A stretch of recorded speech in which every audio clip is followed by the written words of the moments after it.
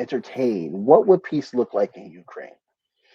And when the West responded to this, I heard from a journalist who I don't know his name. He's honestly he's not a journalist. He's just a guy who reads off a teleprompter. He was basically saying, "Oh, the reason why I don't like this plan because it doesn't give the land back. That's not negotiable, bro.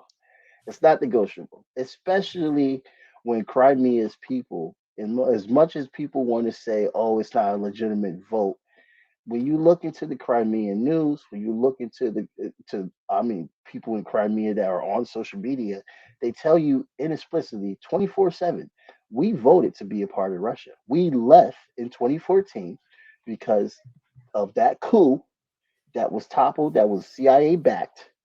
We left. The same thing happens later on in the Donbass area, where they also do a referendum voting as well too, and they left, and now they acknowledge themselves as part of Russia. So the West saying that, oh, since that part is not in the plan, it's an illegitimate plan. Well, let's check out the plan. Let's look at a few things. I don't want to go through the whole thing. Link will be in the description, but I want to keep this at less than 40 minutes. So let's do this. Let's just look at the key points. Yeah. Let's look at the key points. Yeah.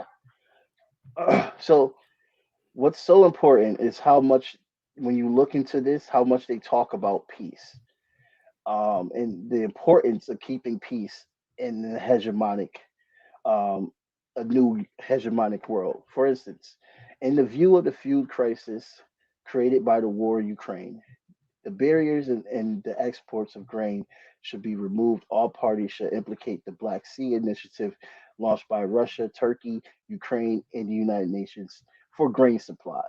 And I don't think that's a bad ask. You're basically saying we need food. We need to feed the world. This war is prolonging the world being fed.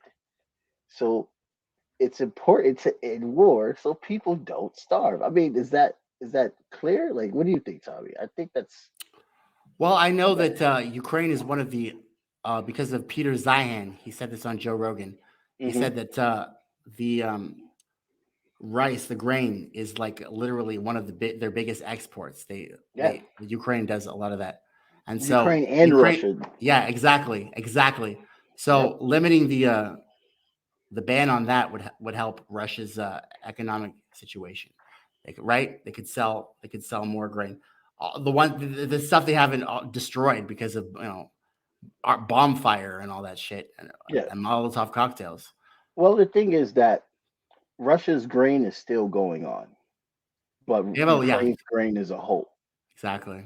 That's why they literally, Peter Zeihan said that they literally aimed for the fields in Ukraine, so they wouldn't be able to produce anything, and they'd have a monopoly. They were doing economic warfare as well with blowing up the lands. So it's interesting thing about Russia. Yeah, What do you think yeah. about that, Jamar? I mean, here's the thing. You have seen them slowly. Yeah, let's get to that point real quick. You have seen them escalate to that level slowly within a year process. And they do that because they need to actually their goal, I'm not saying they need to. I don't like that they're in Ukraine, but their goal is to demilitarize the Ukrainian regime. Right, right. And their goal is also to denazify the Ukrainian regime. I don't know about that. We'll see. Um, I mean, look, it's only about what did what's his name say? Our guy that we spoke to. He said it was about 4%. Well, he doesn't agree that it's 4%. He thinks it's more, but studies have shown that it's only a 4% influence, which makes Ukraine not really a Nazi state. But there is a huge Nazi influence because Right. that's 4%. So that's it. But yeah, so they slowly started to, attack the power plants and all that stuff. And they did that after Ukraine started doing, like, terrorist attacks, like what happened with the Crimean Bridge. So it Well, when took you them go into a time war, to. don't you intend to like fucking end it immediately before there's much casualties? Why I'm did they glad go you after asked this that shit? question I'm because just trying to understand this. Go ahead. Putin did not see this as a war. He saw this. He calls it, which is another disagreement I have with Putin. Mhm. He calls it a military operation. So he sees Ukraine as just being something to be toppled temporarily.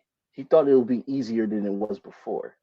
Yeah, And even though the Russians have done a lot of damage compared to the Ukrainians when they fight, they say at least two Russians die compared to 10 Ukrainians that die every time they go into full conflict. So clearly, Russia is a superior force, but he only sent in 100,000 people, and then he realized he needed to send in more Russians because to control the war, because clearly things were getting out of hand.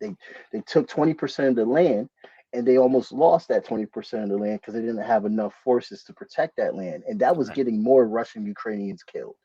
Right. They didn't have the So forces and they didn't have the manpower because we supplied the Ukrainians with manpower. All they have to do is fucking try to take out Zelensky. Have they been trying to do that yet? they're I don't not think they have. into the American way We've of been just trying to take out operating. Putin. That's what we want to do. We've We been like to literally take out trying. anybody. Remember we took out Gaddafi in Libya, and Lindsey we ended Graham. starting up slavery He fucking in literally Libya. said it on Fox. We're trying to take him out. That's why he's not in the committees, Lindsey Graham. Right, Because he fucking right. tells everybody, we're trying to take out fucking, yeah, Yeah, bloodthirsty I mean, motherfuckers. So you're but saying that's not Putin's how not trying to Russia take out works. Zelensky? No, no, that's not how Russia works. If anything, they want to prosecute him, Mm. and they can because he's also dual citizenship with Russia. I mean, he's He's going to Russian end up with Ukrainian. fucking bags in a helicopter, just like that dude from Afghanistan. What was his name? Yes, that's what I'm seeing. What was his name? Who was that I don't, president that I we don't put know his in? name. I forgot his He was name, but Ahmadadi. I'm a, I, Ahmadababa. something like, yeah. But dude, yeah, I'm seeing that he's going to be running to What's his Israel name? when this is over. 1 year from Um, now, we're gonna forget the name Zelensky, bro. He's gonna be in Tahiti or something. so We thank you for the global democracy. this is So yeah, not charity. this is not charity. Your money is not charity. This is All an parties should investment. understand that there's a need to maintain existing economic order. Yes. Okay, so we understand that. I'm sure Putin would understand that. What's No the next one one? should use the global economy as a weapon for a political reason. Now, this is a Well, we shot will. at the United States We right will. here. This is a clear shot. Okay, is it? Because then we do that. Yeah, that's a clear shot at the United States because that's exactly what we do. We Yeah. say that we have a world free base order and laws, but that just means that you got to do what we say, and if you Yeah. don't, we do whatever the hell we want. That's a We clear shut the shot whole at fucking the economy U.S. down because we wanted to get Trump out.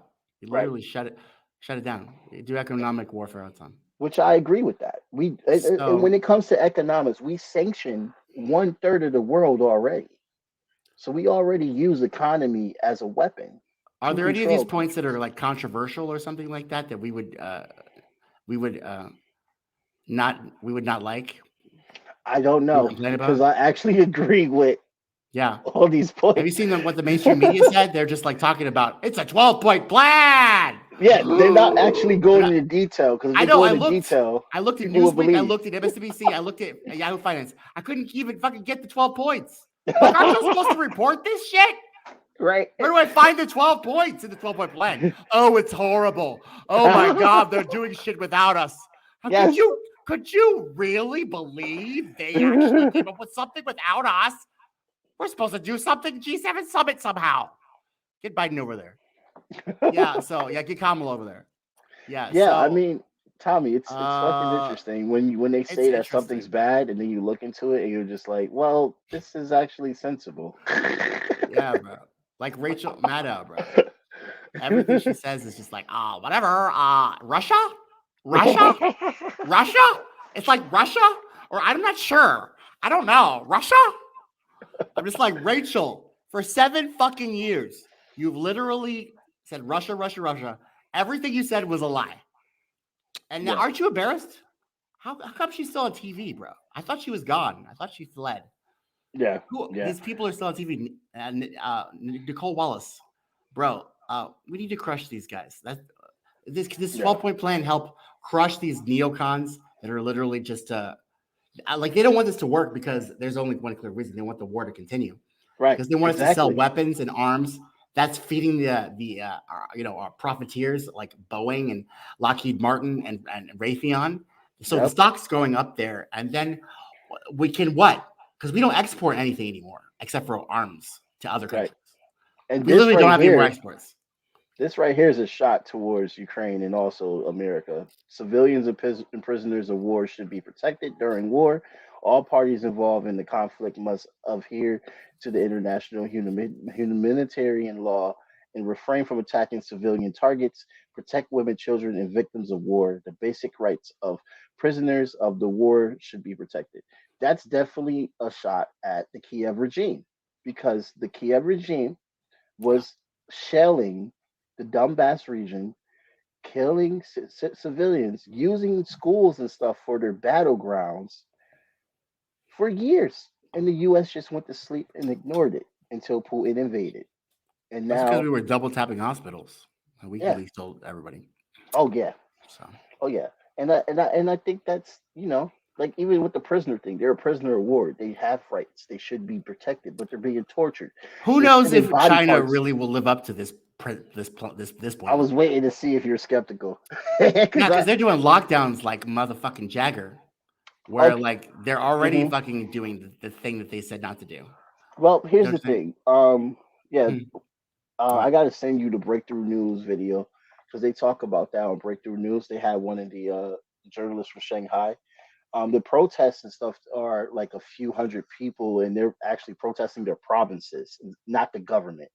The government is basically like the body that guides the provinces, like federally, and then they have So their they're own not state laws. protesting the Like lockdowns? Is that what you're saying? yeah, some are and some are not. Majority are not, in a lot are. She goes into explain that they're basically protesting whatever jurisdiction the provinces are doing. Because some of the provinces, like states, basically, some states have different COVID laws than others in China, just like how we have different COVID laws.